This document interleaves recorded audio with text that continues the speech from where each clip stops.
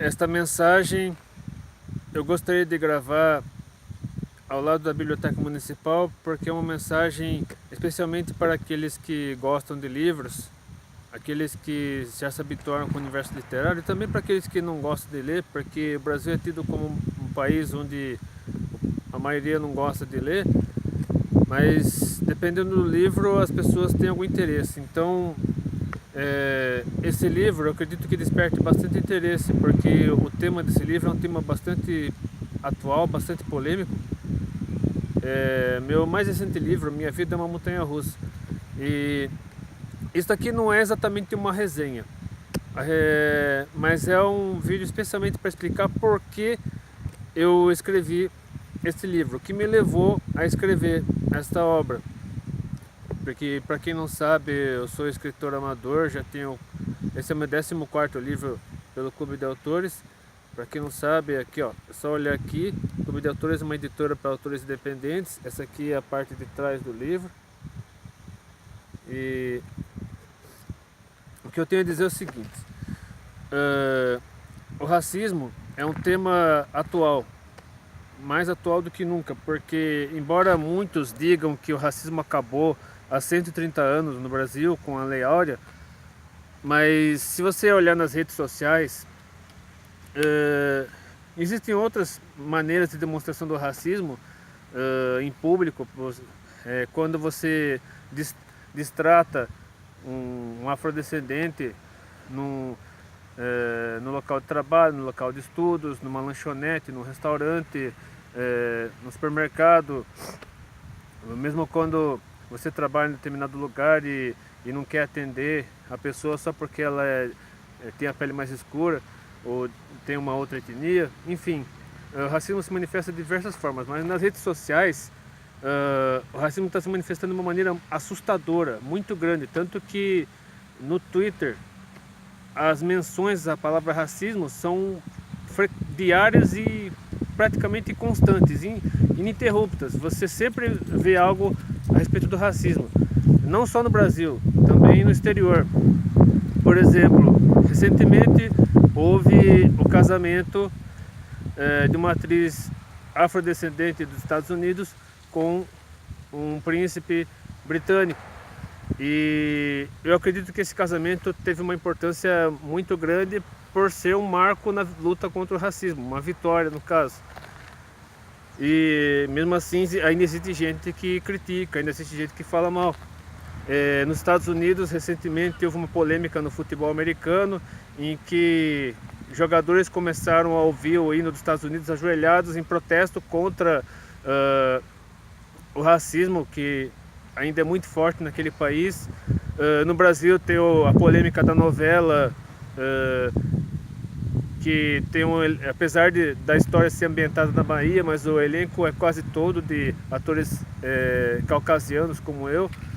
E, enfim, são polêmicas intermináveis e ininterruptas. Toda hora tem alguma reportagem, toda hora tem alguma notícia, alguma matéria, ou mesmo pegam alguém afrodescendente, seja negro legítimo, seja mulato, mestiço, para falar mal, dizer que a pessoa está com mimimi, que a pessoa está com vitimismo. Mas o racismo, se você para pensar, é algo que está enraizado na nossa cultura, porque o Brasil, desde o século XVI, tem recebido negros. Ela recebeu negros da África, contrabandeados, até o século XIX, quando houve a Lei Eusébio de Queiroz, que proibiu o tráfico negreiro e tal, mas os negros continuaram sendo escravizados oficialmente até 1888, ou seja, há 130 anos. Neste mês de maio, dia 13 de maio deste ano, a abolição completou 130 anos. Só que os negros foram mandados embora, foram expulsos das fazendas. Alguns continuaram sendo escravizados, o governo acabou fazendo vistas grossas e muitos negros continuaram sendo escravizados porque muitas fazendas não tinham condições de trazer imigrantes, principalmente italianos, espanhóis. Então continuaram com os negros nas fazendas. Inclusive muitos desses negros continuavam recebendo castigos. E outros negros que foram expulsos das fazendas acabaram indo para cidades, não foram recebidos nas cidades pequenas e acabaram indo para cidades grandes. No caso do Rio de Janeiro, eles foram mandados para os morros. E foi quando surgiram as primeiras favelas no Rio de Janeiro, com o Morro da Providência, por exemplo. E enfim, se você olhar lá nos livros de história do Brasil, seja qual for a sua opção política, seja qual for a sua ideologia, mas não podemos negar que o racismo continua presente, está enraizado na nossa cultura. Portanto, sempre que algum negro, afrodescendente ou mesmo mestiço sofre qualquer tipo de preconceito, exclusivamente por causa da cor da sua pele, de sua origem e tal, não podemos jamais falar que é mimimi, que é vitimismo. Realmente o racismo existe, é muito grande. E se você olhar aqui na parte de trás desse livro, você verá que a personagem principal, essa jovem aqui, essa adolescente, ela enriquece da noite para o dia, e a mãe dela, que é uma cozinheira de marmitas, acaba virando chefe de cozinha. E então eu escolhi a profissão de chefe de cozinha, poderia ter escolhido qualquer outra, poderia ter escolhido médico, advogado, engenheiro, enfim. Mas a verdade é que ainda existe um abismo muito grande entre as classes sociais. Apesar de hoje de muitos avanços terem sido conquistados, as classes sociais estarem mais assim, a ascensão social no Brasil ter melhorado muito nas últimas décadas, mas mesmo assim ainda existe uma distância muito grande entre os ricos e os pobres. A maioria continua pobre e a minoria continua rica. Então ainda existe essa realidade, e dentre a maioria pobre existem muitos negros e mestiços. E se você olhar na minoria rica, existem pouquíssimos negros e mestiços, a grande maioria é caucasiana como eu. Então é uma realidade presente e não podemos negar.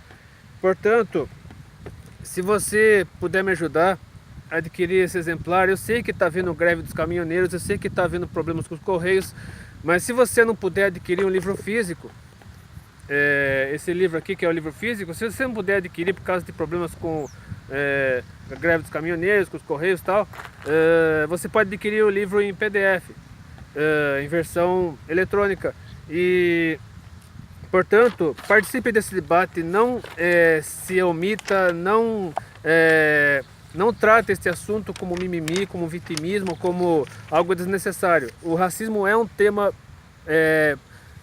bastante presente na nossa sociedade, devemos combatê-lo, devemos tratar as pessoas de etnias diferentes das nossas com amor, com respeito, com carinho, com atenção, ouvir o que elas têm a dizer.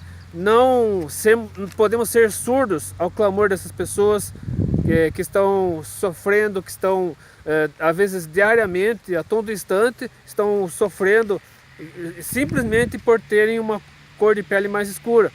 E para que você reflita bem a respeito disso, eu gostaria de deixar 3 textos bíblicos para que Deus fale ao seu coração e faça você perceber que a nossa sociedade não pode continuar omitindo esse problema. Primeiramente, eu gostaria de ler o texto de Isaías, o profeta Isaías, capítulo 58, versículos 5 a 7, que diz assim: seria este o jejum que eu escolheria, que o homem um dia aflige a sua alma e que inclina a sua cabeça como o junco e estenda debaixo de si saco e cinza? Chamarias tu a isto jejum e dia aprazível ao Senhor?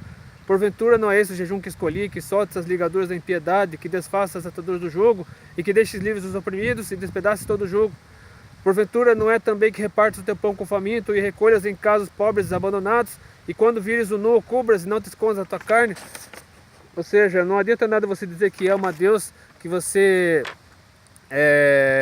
teme a Deus, e você acabar desprezando, tendo atitudes de preconceito, de intolerância com outras pessoas, muitas vezes apenas por causa da cor da pele ou de sua origem e tal. E tanto que, se você olhar lá na primeira carta do apóstolo João, capítulo 4, versículo 20, diz assim: se alguém diz eu amo a Deus e odeia seu irmão, é mentiroso, pois quem não ama seu irmão ao qual viu, como pode amar a Deus a quem não viu? Portanto, sinto dizer-lhe, mas se você diz que teme a Deus, que ama a Deus, mas odeia o seu próximo, você está mentindo. E se você estiver fazendo isso só porque o seu próximo tem uma cor de pele diferente da sua, aí a situação vai ficar realmente muito grave. E para finalizar, eu gostaria de ler esse texto de Tiago, da carta do apóstolo Tiago, capítulo 2, versículos 1 a 9 e capítulo 3, versículos 7 a 10. Para que você reflita a respeito de suas atitudes, de suas palavras, de suas postagens nas redes sociais, de como você trata as pessoas no seu dia a dia. E reflita bem. Meus irmãos, não tenhais a fé de nosso Senhor Jesus Cristo, Senhor da glória, em acepção de pessoas. Porque se no vosso ajuntamento entrar algum homem com anel de ouro no dedo, com trajes preciosos, e entrar também algum pobre com sorte do traje, e atentardes para o que traz o traje precioso, e lhe disserdes: assenta-te tu aqui num lugar de honra, e disserdes ao pobre: tu fica aí em pé, ou assenta-te abaixo do meu estrado. Lembrando que no tempo do Império, até o tempo do Império, século XIX mais ou menos, as igrejas, a elite, nos templos católicos da época no caso, a elite ficava lá na frente, perto do altar, a classe média ficava no fundo, e os escravos ou ficavam na galeria ou ficavam lá fora. Infelizmente, em muitos ambientes isso ainda acontece, direto ou indiretamente. Agora, continuando aqui. Porventura não fizeste distinção entre vós mesmos, não vos fizeste juízo de maus pensamentos? Ouvi, meus amados irmãos, porventura não escolheu Deus os pobres deste mundo para ser ricos na fé e herdeiros do reino que prometeu aos que o amam, mas vós desonrastes o pobre. Aqui eu poderia trocar também, mas vós desonrastes o negro e outras pessoas que sofrem discriminação, preconceito. Porventura não vos oprimem os ricos e não vos arrastam aos tribunais? Porventura não blasfemam eles o bom nome que sobre vós foi invocado? Todavia, se cumprirdes, conforme a Escritura, a lei real, amarás ao teu próximo como a ti mesmo, bem fazeis. Mas se fazeis acepção de pessoas, cometeis pecado e sois redarguidos pela lei como transgressores. E mais para frente. Porque toda a natureza, tanto de bestas feras como de aves, tanto de répteis como de animais do mar, se amansa e foi domada pela natureza humana. Mas nenhum homem pode domar a língua. É um mal que não se pode refrear. Está cheia de peçonha mortal. Com ela bendizemos a Deus e Pai, e com ela amaldiçoamos os homens, feitos à semelhança de Deus. De uma mesma boca procede bênção e maldição. Meus irmãos, não convém que isso se faça assim. Portanto, pense muito bem em suas palavras, pense muito bem a maneira como você trata as pessoas. O que define o caráter de uma pessoa, o que define a importância de uma pessoa nesse mundo não é a cor de sua pele, não é sua origem, não é seu sexo, mas é a comunhão que essa pessoa tem com Deus, o quanto essa pessoa está próxima de Deus, porque somente Deus definirá no julgamento final quem merece ir para a glória com Ele ou não. Cabe a Deus esse papel. Nós devemos sim fazer nossa parte, pregando o evangelho, anunciando a palavra, mostrando às pessoas a vontade de Deus e tal, mas o julgamento, a condenação está nas mãos de Deus. Deixe nas mãos de Deus o que você não puder fazer. Então, se esse vídeo impactou sua vida, se esse vídeo tocou seu coração, curta, compartilha, seus favoritos, inscreva-se no meu canal. Não se esqueça de adquirir esse livro, caso você não tenha. Participe desse debate a respeito do racismo, não se omita quanto a isso. Que Deus abençoe e até depois, se Deus quiser.